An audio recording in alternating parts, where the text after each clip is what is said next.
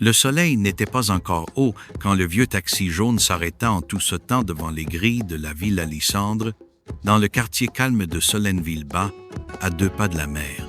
La lumière dorée du matin glissait sur les murs blancs légèrement écaillés, caressait les branches d'un flamboyant en fleurs et s'étirait paresseusement jusqu'aux marches en pierre menant à la porte d'entrée.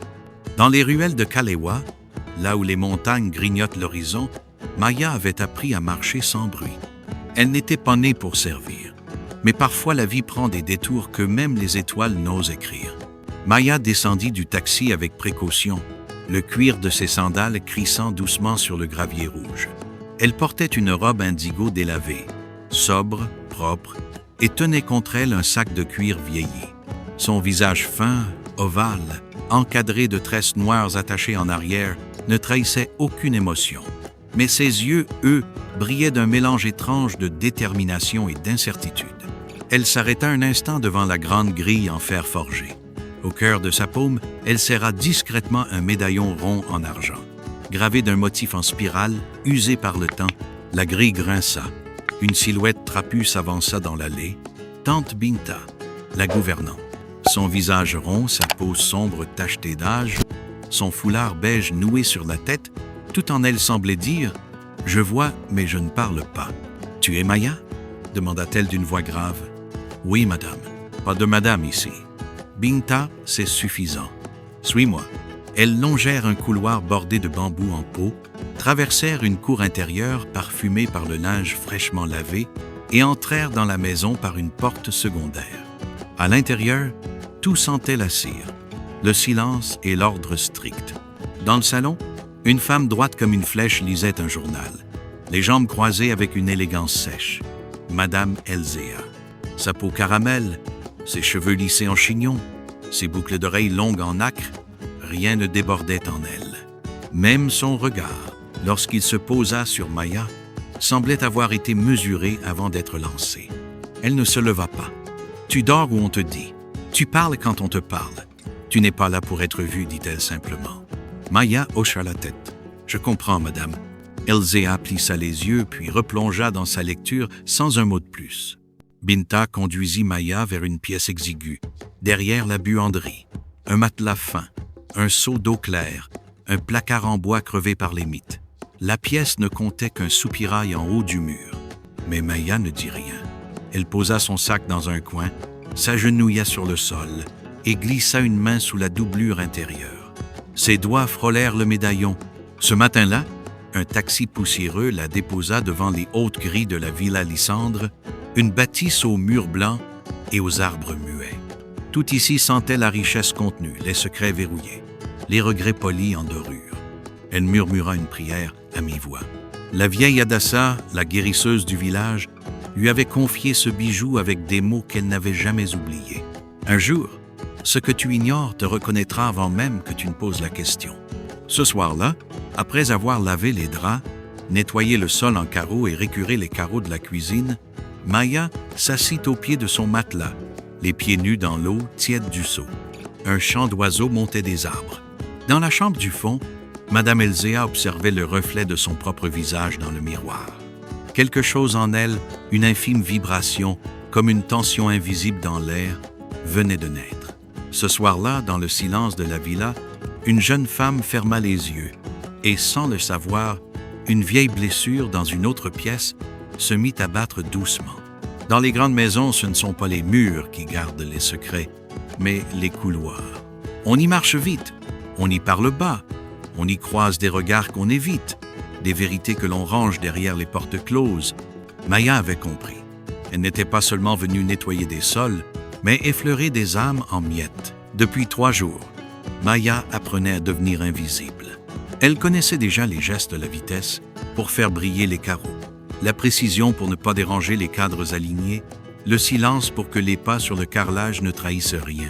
Mais ici, dans cette villa pleine d'échos feutrés et de regards mesurés, il fallait plus que du savoir-faire. Il fallait comprendre le rythme d'un monde fermé. Chaque matin, elle passait le chiffon sur les poignées d'acajou, humait l'odeur discrète des fleurs coupées et croisait les employés sans nom. Personne ne parlait, sauf Binta. Et encore, Un jour, alors qu'elle traversait le couloir du premier étage avec un plateau de thé pour Madame Elzéa, elle entendit des rires étouffés. Des voix d'enfants derrière une porte entr'ouverte, 3 petites silhouettes en uniforme jouaient au sol. L'une d'elles leva les yeux. « C'est toi la nouvelle ?» demanda la plus petite. Une fillette à la peau claire et aux tresses ornées de perles roses. Maya sourit sans répondre. Elle n'en eut pas le temps. Une gouvernante surgit et referma la porte sans un mot. On ne questionne pas ce que l'on reconnaît trop bien. C'est trop dangereux. Au dîner, Maya servait discrètement la table. Elzéa mangeait seule, dos droit, la serviette parfaitement posée sur les genoux. Aucun bruit à part le tintement des couverts sur la porcelaine. « Comment trouves-tu ta chambre ?» demanda soudain Madame Elzéa, sans la regarder. Maya hésita. « Pourquoi cette question? Était-ce un piège? Elle est bien. J'ai tout ce dont j'ai besoin. » Silence. Puis, « Tu viens de Kalewa, non? Tu as été envoyée par sœur Roselaine. »« Oui, madame. Elle envoie toujours des filles silencieuses. C'est une qualité. » Elle posa sa fourchette. Un battement d'yeux trop long. Une pensée interrompue. Que faisaient tes parents? Maya baissa les yeux. La réponse était prête, récitée 100 fois. Je n'ai jamais connu ma mère. Mon père était charpentier, il est mort il y a longtemps. Elzéa hocha lentement la tête, sans commenter. Puis elle se leva. Binta t'apprendra le reste. Tu peux disposer. Dans la cuisine, Binta épluchait des maniocs, assise sur un petit banc. Le ventilateur au plafond tournait lentement. Maya s'approcha, une bassine en main. Elles échangèrent un regard, court, mais chargé. « C'est une femme exigeante, » dit Binta sans la regarder. « Mais juste, elle a des enfants? » Un silence. Puis Binta souffla, presque à contre-cœur. 3, des jumeaux et la petite. Leur père n'est plus là. Maya hocha la tête. Elle voulait demander autre chose. Mais parfois, le silence est plus sûr qu'un mot. Elle reprit sa tâche, le regard flou. Dans l'encoignure du placard, un petit carnet dépassait, un vieux cahier à la couverture bleue. Elle voulut le prendre, mais Binta posa une main sur sa sienne. « Pas ça. Pas encore. » Maya se figea. Binta la fixa longuement, puis reprit l'épluchage sans mot dire. Ce soir-là, Maya comprit que chaque maison a ses zones d'ombre. Il y a ce qu'on nettoie et ce qu'on laisse sale exprès pour ne pas réveiller ce qui dort encore. Un peu plus tard, dans sa chambre, Maya trempa ses pieds dans un seau d'eau tiède. Elle observait son médaillon, l'argent terni, la spirale au centre. Encore et encore. Dans le miroir cassé au mur, son propre reflet la regardait.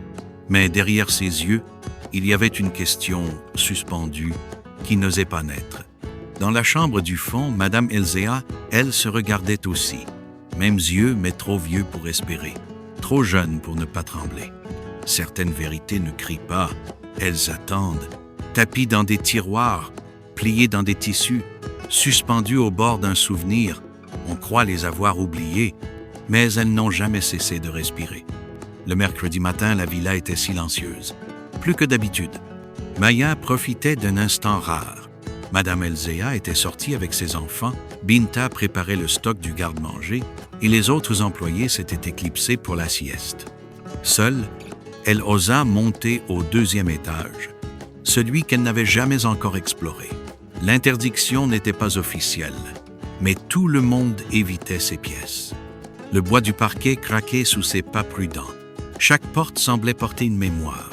Au fond du couloir, une porte entrebâillée. Elle poussa. Une pièce, une chambre ancienne, abandonnée.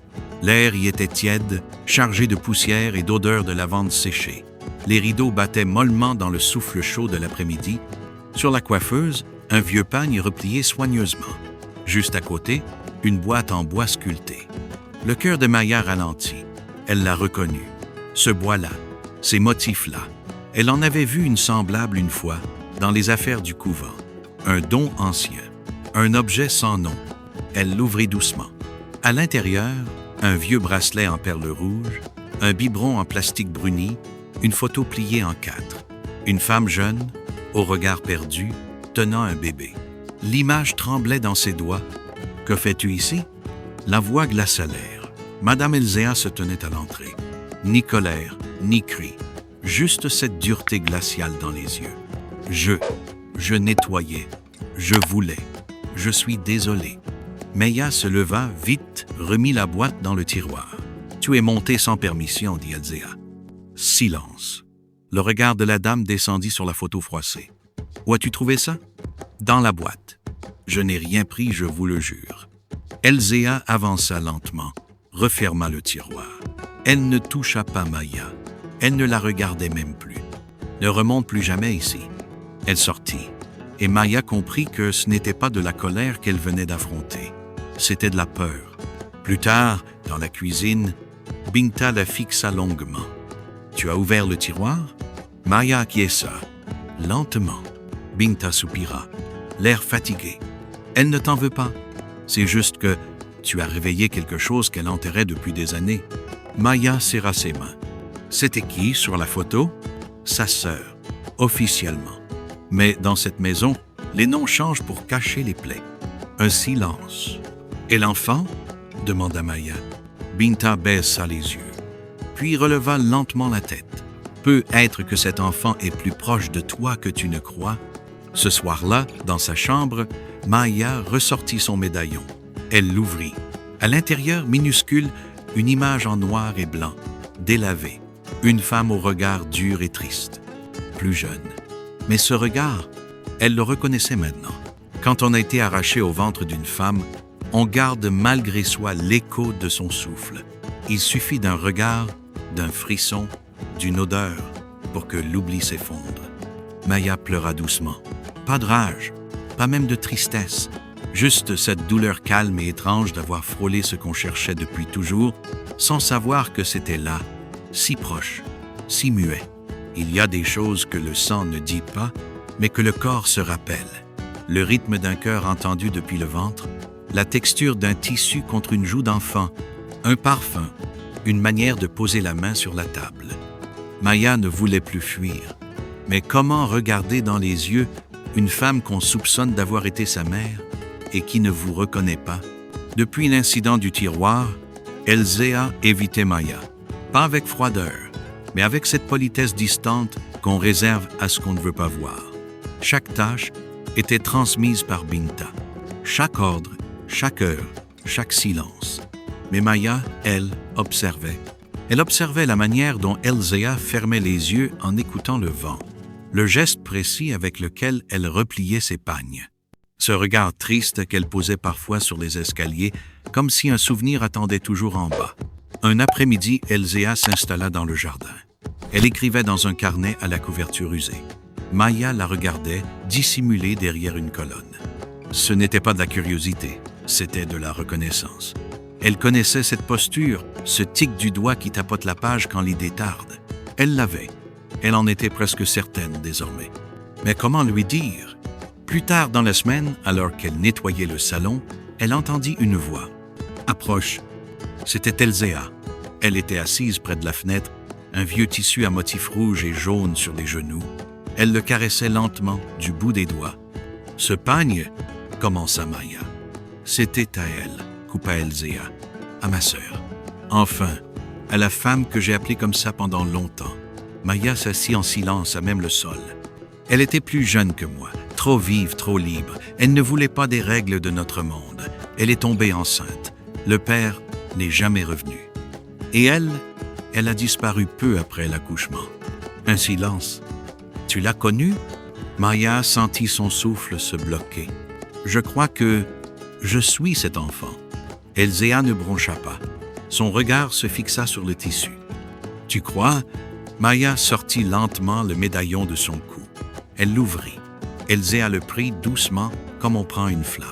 « C'est le sien, » murmura-t-elle. « On me l'a donné au couvent. Il avait été retrouvé dans les affaires d'un bébé abandonné. » Le silence qui suivit ne fut pas vide. Il fut dense, rempli d'années manquées, de mots jamais dits, de gestes étouffés. Elzéa se leva, les yeux embués. « Pourquoi maintenant? Pourquoi ici? » Maya ne sut quoi répondre. Elle aussi cherchait encore le sens. « Je ne veux rien de vous, » souffla-t-elle. « Ni pardon, ni explication, juste la vérité. » Elzéa s'approcha. Pour la première fois, elle posa la main sur sa joue. Ce fut plus une reconnaissance qu'une caresse. Je ne t'ai jamais oublié, même sans te connaître. Ce soir-là, Binta préparait du riz au gras dans la cuisine. L'odeur flottait dans toute la maison. Maya entra, le cœur encore lourd mais étrangement apaisé. « Elle sait, dit-elle simplement. » Binta hocha la tête sans surprise. « Je sais. Depuis combien de temps tu sais? » « Depuis ton premier regard. Les yeux ne mentent pas. Pas ceux-là. » Maya sourit faiblement. « Pourquoi tu ne m'as rien dit? » Binta posa une marmite sur le feu. « Parce que certaines vérités, ma fille, il faut les toucher soi-même. Sinon, elles ne prennent jamais racine. » Ce soir-là, la villa n'avait pas changé. Mais quelque chose entre les murs avait doucement basculé. Ce n'était plus une maison. C'était peut-être enfin un début. Il y a des vérités qu'on garde entre les dents. Trop dures pour être dites, trop vivantes pour être tues. Maya et Elzéa savaient. Pas totalement, pas encore. Mais leur silence avait changé de poids. Et dans chaque geste quotidien, il y avait la crainte qu'un mot les libère ou les détruise. Le soleil s'élevait lentement sur Damira, embrassant les toits rougis de la ville. Les ruelles étroites se remplissaient déjà de cris de marchands et de klaxons. À l'intérieur de la villa, pourtant, le temps semblait figé. Depuis leur échange, Maya et Elzéa se croisaient chaque jour. Elles se parlaient un peu plus. Un mot, un regard, un silence partagé. Mais jamais la phrase entière. Jamais « tu es ma fille », ni « tu es ma mère ». C'était comme si le dire allait tout briser. Ce matin-là, Maya était dans la salle de couture. Elle réparait un ourlet sur une robe en soie ivoire. Une commande pour une cliente riche. Elzéa entra, sans prévenir. « C'est toi qui as ajusté les manches? »« Oui, » murmura Maya. « J'ai cousu à la main. La machine aurait marqué le tissu. » Elzéa observa le travail, puis hocha lentement la tête. « C'est exactement comme ma mère faisait. Pointe invisible. Discret mais solide. » Maya leva les yeux. Un petit sourire naquit, timide. C'est peut-être elle qui m'a tout transmis sans que je le sache. Peut-être, répondit Elzéa en s'asseyant doucement face à elle. Ou peut-être que c'était déjà en toi. Le silence s'installa, dense, mais pas pesant. Puis Elzéa reprit plus bas. As-tu des souvenirs d'avant? Maya baissa la tête. Seulement des sensations, une chanson douce, des mains chaudes et un parfum, le même que celui que tu portes. L'odeur du bois de santal et du citron. Elzéa eut un mouvement de recul, infime, mais réel. Ce parfum, dit-elle, c'était celui de ma sœur. Elle en mettait même sur les vêtements du bébé. Elle disait que ça l'aidait à dormir. Maya ferma les yeux. Le souvenir la frappa. Une bribe floue mais puissante. Une main déposant une goutte d'huile sur un foulard. Un baiser sur le front. Tu l'aimais? La question sortit d'elle sans prévenir. Ta sœur. Elzéa fixa le vide un long moment. Je la détestais parfois, parce qu'elle était libre, parce qu'elle faisait tout ce que je n'osais pas faire. Mais je l'aimais, d'un amour jaloux, protecteur, maladroit. Elle s'interrompit. Quand elle est partie, j'ai voulu l'oublier. J'ai enfermé tout ce qu'elle était, même l'idée que j'avais une nièce quelque part, parce que c'était plus facile que de chercher. Maya hocha lentement la tête. Elle comprenait. Et maintenant, Elzéa serra les mains sur ses genoux. Maintenant, je ne sais plus si je dois m'excuser ou te dire que j'ai peur de ce que ça changerait. Ce soir-là, Maya marcha seule dans les rues poussiéreuses du quartier. Les lampadaires grésillaient. Les échos de musique lointaine montaient des maisons. Des enfants couraient encore pieds nus, riant fort. Elle s'arrêta devant la petite boutique d'un vieil artisan. Dans la vitrine, un berceau en bois sculpté d'une spirale. Le même symbole que celui du médaillon. Elle entra. « Ce motif, murmura-t-elle. Vous le faites souvent? » Le vieillard sourit. « Celui-là, c'est ancien. Une coutume chez certaines familles de Ndamira. La spirale pour la protection. Pour qu'un enfant retrouve toujours son chemin. » Maya toucha doucement le bois. « Et si l'enfant a été perdu? » Le vieil homme la regarda. « Alors la spirale l'appelle. Toujours. » Dans cette ville pleine de bruit et d'oubli, la mémoire de Maya s'éveillait par fragments. Chaque coin, chaque objet, chaque mot d'Elzéa. Tout résonnait comme une invitation à se souvenir, mais aussi à pardonner. Certaines vérités n'ont pas besoin d'être criées. Il suffit d'un regard, d'un silence qui tremble, d'un mot qu'on laisse enfin sortir. Et le monde change. La pluie tombait sur Damira, fine, tiède, parfumée de terre rouge et de jacaranda. Maya restait immobile dans l'encadrement de la porte, observant les gouttes courir sur les feuilles. Le berceau sculpté était posé dans un coin de l'atelier, à demi couvert d'un tissu blanc. Elzéa entra sans bruit. « Tu ne dors pas ?» Maya haussa les épaules. « Il pleut. » Un silence. « Tu es allé chez l'artisan, » dit Elzéa. « Il a appelé ici. Il t'a décrite. Il m'a dit que tu avais touché le berceau avec la même tendresse qu'une mère. » Maya sourit tristement. Il m'a dit que la spirale, c'était pour retrouver sa route, que les enfants ne se perdaient jamais vraiment. Elzéa s'approcha. Lentement. Ce berceau, c'était celui de ta mère. Elle l'avait fait faire avant ta naissance. Elle y avait gravé le symbole elle-même. C'est moi qui l'ai vendu, après, pour effacer. Maya tourna enfin la tête vers elle. Pourquoi ne m'as-tu rien dit plus tôt? Elzéa s'assit près d'elle. Elle avait le visage nu, pas de maquillage, pas de bijoux, juste elle. Parce que j'ai eu honte, parce que je ne savais pas si j'avais le droit. Et aussi parce que j'ai eu peur d'y croire, puis de me tromper. Elle sortit de sa poche un vieux morceau de papier, jauni, plié 100 fois. Ta mère m'avait laissé ça, une lettre, inachevée. Elle disait, si un jour elle revient, tu reconnaîtras ses yeux. Ce sont les miens. Et son silence. C'est le tien. Maya prit la lettre. Ses mains tremblaient. Les mots semblaient flotter sur la page. Alors c'est vrai. Oui, murmura Elzéa. Tu es la fille de ma sœur. Tu es... Elle s'interrompit. Tu es aussi celle que j'ai attendue sans le savoir, que j'ai aimée sans le dire. Maya s'approcha, lentement. Et cette fois, elle posa sa main sur celle d'Elzéa. Tu sais, dit-elle, j'ai longtemps cherché un visage, un geste, une voix. Mais peu, être que ce que je cherchais, c'était ça. Quoi donc? Ce moment. Un éclair silencieux fendit le ciel, puis la pluie redoubla. Mais à l'intérieur, tout était paisible. Elles restèrent là, les mains liées, les yeux brillants, pas de cris, pas d'effusion, juste la vérité, posée entre elles comme un objet fragile. Le lendemain, Maya descendit dans le quartier. Les enfants couraient entre les flaques.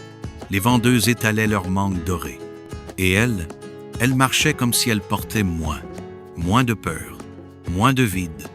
Dans son cou, le médaillon brillait doucement. Des passants la saluaient par son prénom, comme si elle avait toujours été là. Il arrive que le cœur reconnaisse avant la tête. Il arrive que les familles ne se forment pas par le sang, mais par les silences qu'on guérit ensemble. Anne Damira, Maya n'était plus une inconnue. Elle n'était plus perdue. Elle était revenue. Et voilà, mes amis, la fin de cette histoire émouvante. Si elle vous a plu, fait frissonner ou réfléchir, laissez un pouce bleu. Abonnez-vous pour plus d'histoires qui vous tiendront en haleine. Et dites-moi vos impressions dans les commentaires. Partagez-la avec vos amis. D'où me regardez-vous? Votre ville, votre pays. Restez bénis et à bientôt pour des histoires plus fins. Merci.